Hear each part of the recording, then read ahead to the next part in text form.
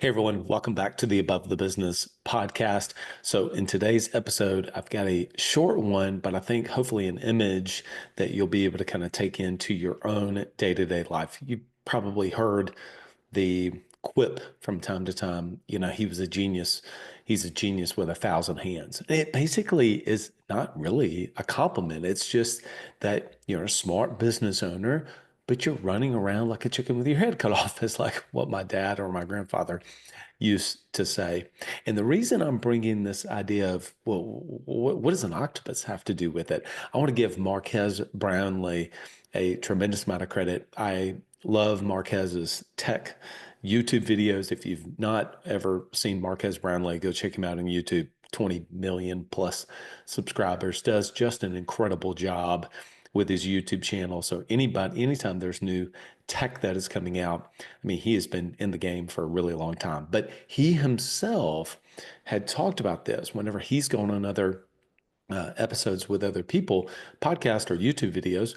He has talked about this idea that he felt like that he was like an octopus, kind of flailing around, and that what he needed to do was to begin to cut those arms off one at a time.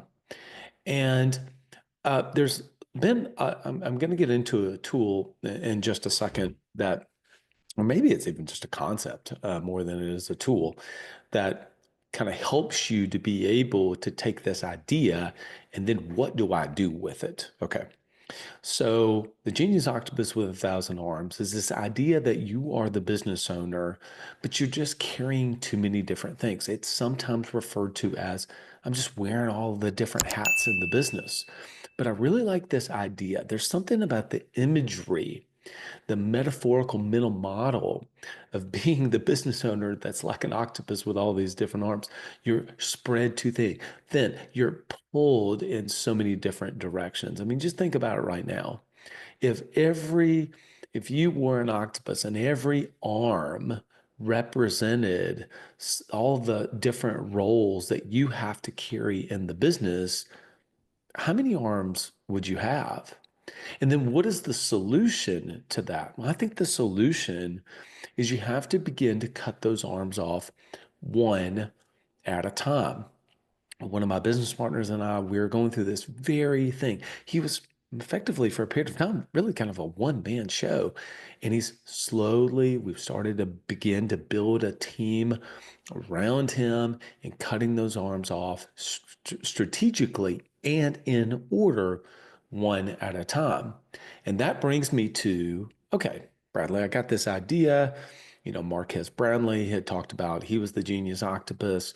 He had to cut the one arms off at a time. He hired someone to, start doing some of the filming. And then he hired his first editor, and goodness gracious, who knows how many editors he has at this point. And so he's began to kind of take things off one at a time. Now, what are some of the things that he specifically owns? Well, that's relative to his business as a YouTuber. But for you, what is the order that you begin to kind of cut the arms off, right? I get this idea, but what's the sequence? Well, I want to give Dan Martell a tremendous amount of credit. We actually just dropped the Dan Martell podcast. And if you've not read his book, Buy Back Your Time, I do obviously highly recommend picking up that book. But in that book, he has a concept that is called the replacement ladder. So it's definitely his framework that we've kind of pulled into our program as well, because I think it's genius, with one slight edit to it. He talks about kind of the way, and these are much broader buckets, but specifically, you got to get yourself out of admin first. You do that by getting yourself an EA, number one. Number two is you get yourself out of delivery. Number three, you get yourself out of marketing. Number four, you get yourself out of sales. And then ultimately, you can replace yourself from a leadership perspective. And I think that framework and even that idea of the replacement ladder, kind of building one upon another, kind of fits hand in hand with this idea of, yeah, we don't want to be the genius octopus with 1,000 arms.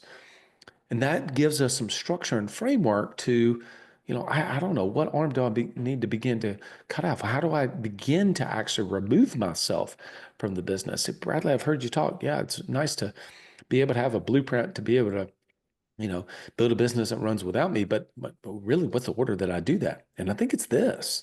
I think it's this. Now, I know I'm wrapping some metaphors together, but hopefully you're following here. We don't want to be the genius octopus with 1,000 arms. We want to begin to cut those arms off one at a time. But what's the order that we do that? We use the replacement ladder. Get ourselves out of admin, get ourselves out of delivery, get ourselves out of marketing, get ourselves out of sales. And then ultimately, we can even replace ourselves from a leadership perspective. Now, this is important. Does that order apply linearly to every single business? I would argue not necessarily. Specifically, I know a lot of our listening audience are insurance agency owners. If I could, I would actually replace number one and number two. I would actually say getting yourself out of customer delivery, like the servicing of your customers, would actually be number one. Then getting yourself out of an admin task would be number two, as an example.